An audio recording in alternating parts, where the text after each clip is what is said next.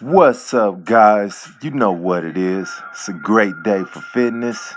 This is Hardcore Hoy. We living that gym life, and we're gonna get into this workout, man. We're gonna do some legs and triceps. You know what I'm saying? This is my antagonistic workouts where you're working two opposing muscle groups, and in these, they both pushing.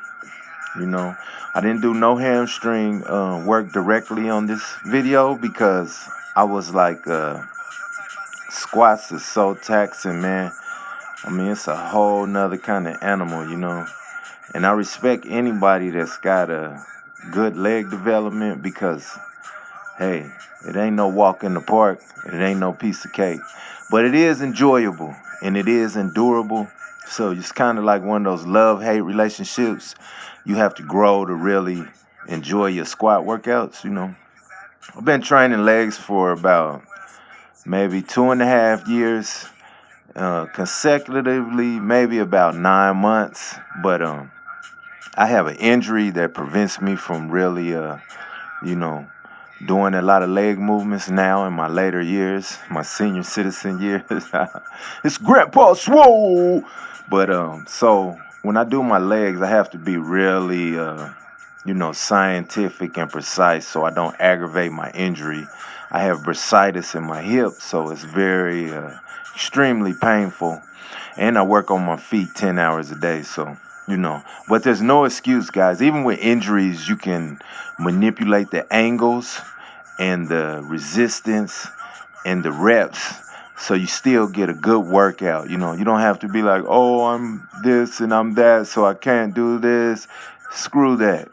Where there's a will, there's a way. And man, I makes a way because, like I said, this is a lifelong journey and I'm not dead yet, so we're gonna figure out a way how to get it done.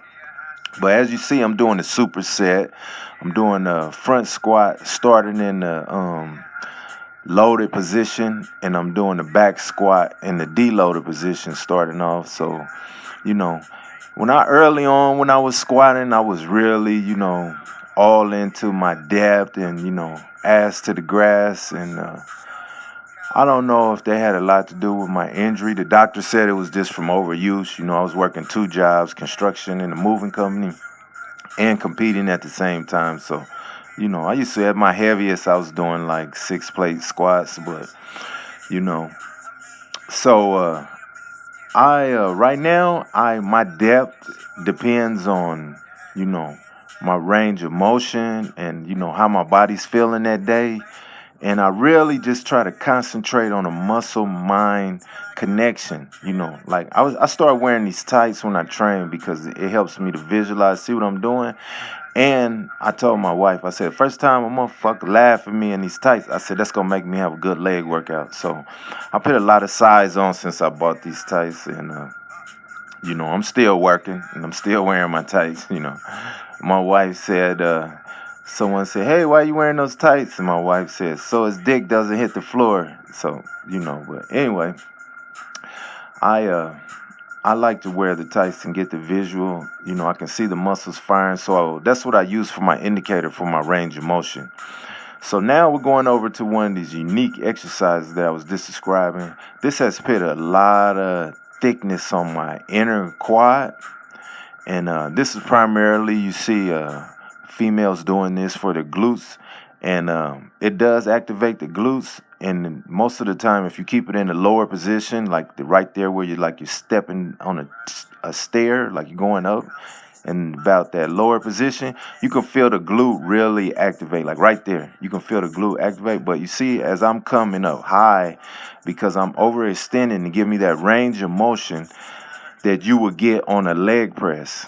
It's like I'm doing a vertical leg press because on the leg press, ergonomically and biomechanically, I don't fit. I'm 6'4" and my legs are extremely long, so it puts a lot of pressure on my hips. And thus, when you get 12 or 13 plates on each side, that can be very uncomfortable. And I have to, like I said, work on my feet. So I had to create and develop a way for me to be able to still get that angle and take that pressure off my hip. And next month I'm gonna go train on a pit shark. Shout out to The Rock. I seen him training on that, and he's an older guy too, and I figured it must have some kind of comfort in it, and it does. And I'm planning on putting on a lot of size over my legs over the next couple months. In like 2 weeks, I'll be training over American Barbell. Shout out to them. That is excellent fucking gym. We will have lots of footage from over there. I'm gonna do a demo on every piece of equipment over there, so you guys stay tuned for that. And I'm hoping I run into John over there too. He's a big YouTuber. He's a professional bodybuilder, and maybe we can even get a collab going over there.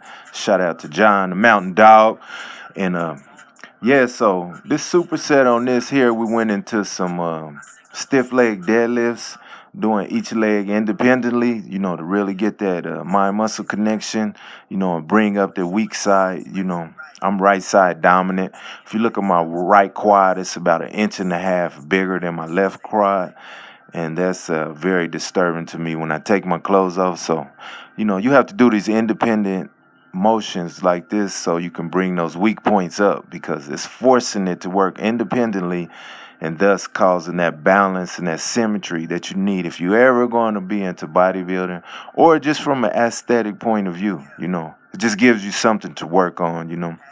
So we went right into some tricep work after that, and we're doing some dips here. And you see I'm trying to keep the angle on this upright and just, tax the triceps a little bit. And then we're going to superset that with, this is just one of my secret weapons right here. If you don't got a lot of time, you can do some bench dips off of this. And you can change the resistance because it's a machine that's selectorized, and you can add the weight up and down. So just some food for thought, guys. I can't keep giving y'all all my secrets, man. You know, but yeah, this exercise I like to do too when I don't got a lot of time, and I'll superset this with some dips, to get a good tricep burn. Now we're gonna go to one of my old school favorites. This is guaranteed to give you some talked about triceps, guys. Dumbbell kickbacks. I don't see a lot of people utilizing this because this is a no BS exercise. You have to put that work in with this. There's no big weight, momentum, slanging, gravity, activating movements here. You're going to have to either pull the weight or it ain't going. You know what I mean? And most people can only do like 20 pounds at the most, 25. So you don't see a lot of people doing this. But this is a great exercise. If you ever want to put on some size and shape to your tricep, this is a must-do exercise right here. When I was younger, this was actually the only exercise I primarily did. And it put a lot of shape and size on me. So we're getting into another set here, guys. And as you see, I'm just coming up high, getting that range of motion, letting that quad get that work in, from that press down and concentration on the contraction, squeezing at the bottom, flexing. And as you see, I'm not locking the knee out. Whenever you're doing any kind of movement like that, you don't want to lock out the knees, because that's just going to put the pressure of the weight on your knee joint. You want to keep the pressure on the muscles. So if you notice, if you go back and look at when I was squatting too, it was kind of the same thing. I wasn't coming all the way to the top and locking out. I was just stopping short.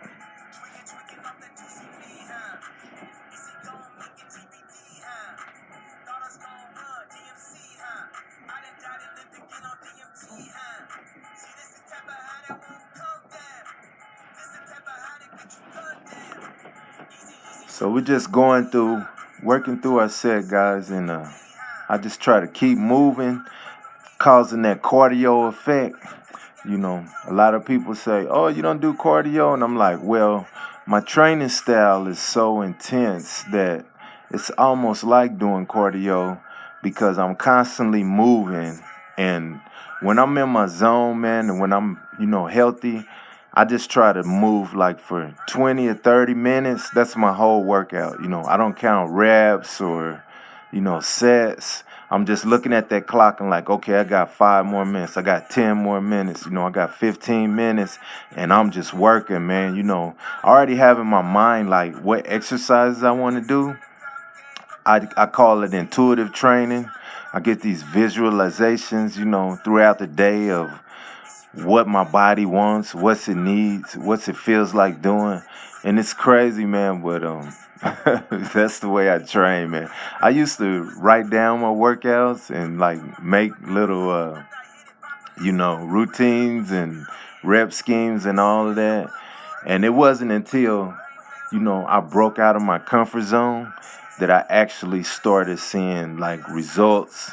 And I was like, what did I do? You know, what was it? What's the secret? What was the combination? And I just know that I had literally just started zoning in, man, and just going in with no ambitions and no walls, no barriers, and I was just giving it everything I had for that 30, 40 minutes and coming out the gym, and feeling good, man. And I just started growing, and it's like crazy. This in this video, I always look a little fluffy around the midsection, and I like to keep that little fat because, like I said, I work a labor job, and I'm 10 hours a day. So if I get too lean, I start eating up my muscles. So I like to stay a little fluffy unless I'm gonna do a show or something, and then I just drop my water, and I'm pretty close to where I want to be. And I start doing my cardio. Doing my prep for my show. Other than that, I really don't do too much cardio. Maybe like once a week, I'll do like a walk with weights on, or arm circles and stuff like that. But if you ever see or run into anybody that's trained with me, they'll tell you like, it's very intense because I only rest like maybe a minute between sets, if that.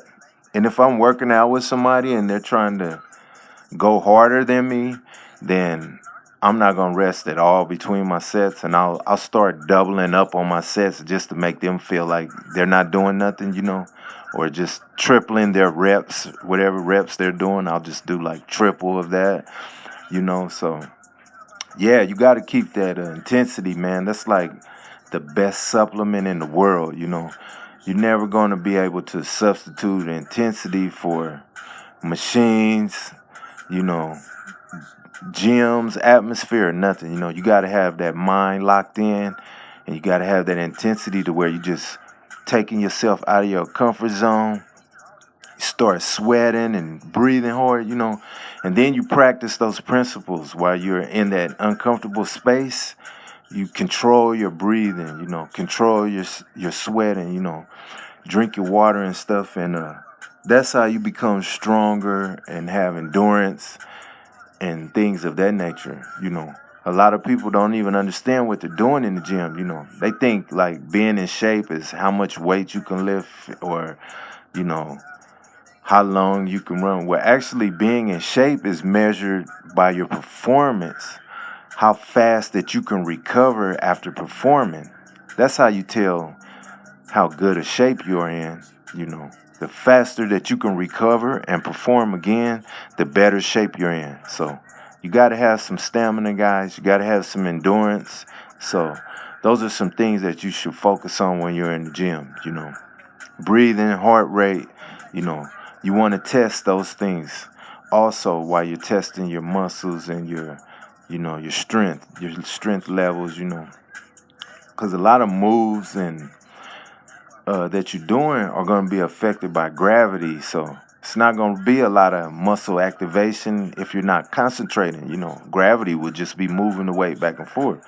I always tell people there's weight lifting and there's weight training. The guys that are weight training are going to have physiques. They're going to look like something when they walk in the room. The guys that are weight lifting, you ain't going to, unless you see them in the gym, you ain't going to really know that, that's what they're about and that's what they're doing, because it ain't going to be nothing. They're going to be, just average Joe looking, people, as far as I'm concerned. I've never really seen any power lifters with any, phenomenal physiques. I mean, I have seen some. Don't get me wrong. I'm not saying that there's not. Like this freaking guy, Magnus, that was in the strongman. Oh, my God, man. This guy was jacked, man, He had delts that looked like bowling balls, But, yeah, this it's out of the norm to see, that kind of physique on a power lifter. But There are some, but not very many. So